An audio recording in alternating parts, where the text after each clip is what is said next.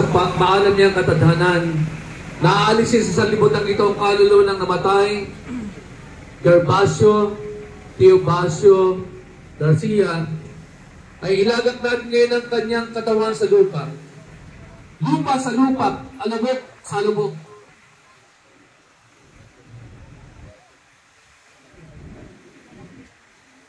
Samantala naghihintay ng pagkabuhay na maguli ang tanan sa huling araw at ng buhay na darating na sanlibutan sa pamagitan ng ating Panginoong Jesucristo.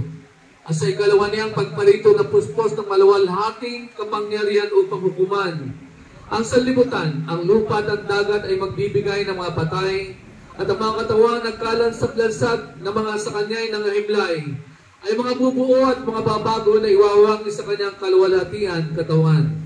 Alinsunod sa gawang makapangyarihan sa magitan nito,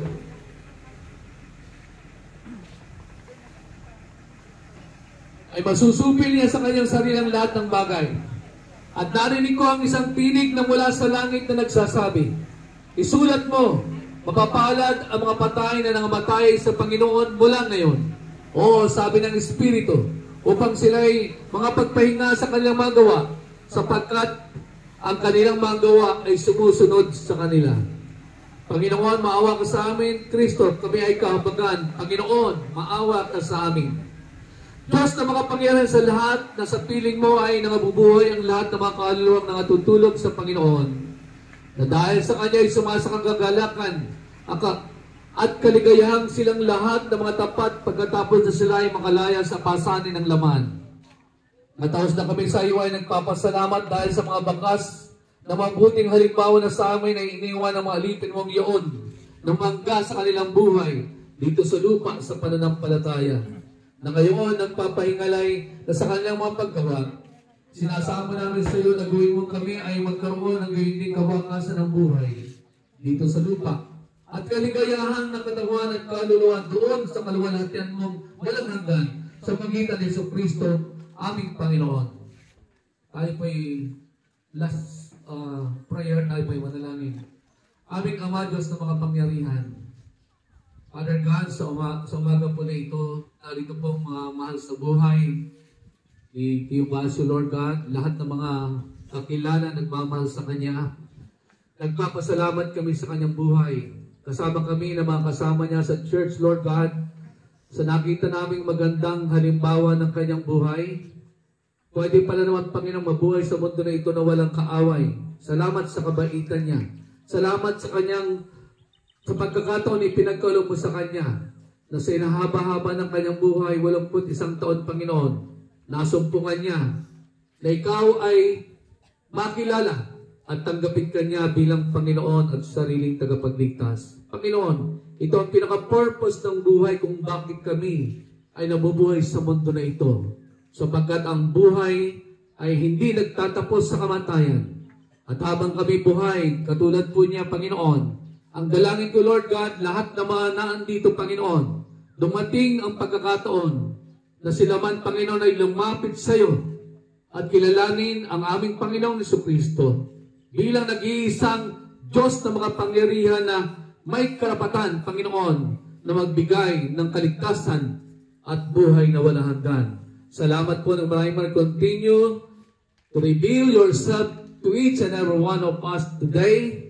And may the Holy Spirit guide us, O God, so that, Lord, bago man lang kaming mamatay or bago man lang kami umalis sa buhay na ito, Panginoon, maging katulad kami, Teobasio, na pinagkaluban mo ng walhanggang buhay at makakapiling mo dyan sa langit na bayan. Salamat po ng marami at sa mga Panginoon, sa pamilya, ang Tia Nening, si Maricel, si Louie, Sir Gerly, si Angel, at lahat ang Tiyuba at Tiyutroma na naandito, ang apo na nasa Japan, Panginoon, at mga manugang, dinadaling ko, Panginoon, na patuloy na ang comfort mo ay maranasan nila. Hinihiling ko lang banal na Espiritu, Panginoon, ay aliwin sila sa katotohanan, O God, na mas maganda ng buhay ni Teobasio kaysa buhay namin na narito sa mundo na ito. We thank you, Lord. Sa iyong kamay, itinitiwala namin na nag-iisang kaluluwa ng Teobasio. And this is the prayer of our heart. In Jesus' name we pray. Lahat na nagmamahal sa Panginoon na magsabi ng malakas na Amen. Amen.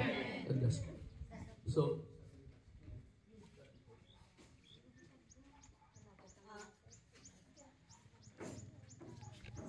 nais ko pong magpasalamat sa pamilya, sa mga kamag-anak, sa mga kaibigan,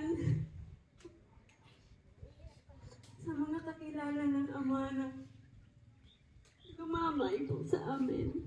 Maraming salamat po sa lahat po na membro ng church. Maraming salamat po sa suporta niyo sa amin. Muli po hindi ko na po kayong maisa-isa lahat. Maraming salamat. So, ito po yung last viewing, yung buong pamilya, siguro pangunahan ng PNN, buong pamilya pumunta kayo dito sa unahan. Tingnan yung huling pagkakataon, sa Japan, ang kanyang katanguhan. At katapos po sumunod ng lahat ng mga nais na makita sa huling pagkakataon, ang labi ni Tio Baso. Tandaan po natin na wala na siya dyan, katawan na lang yan. Okay?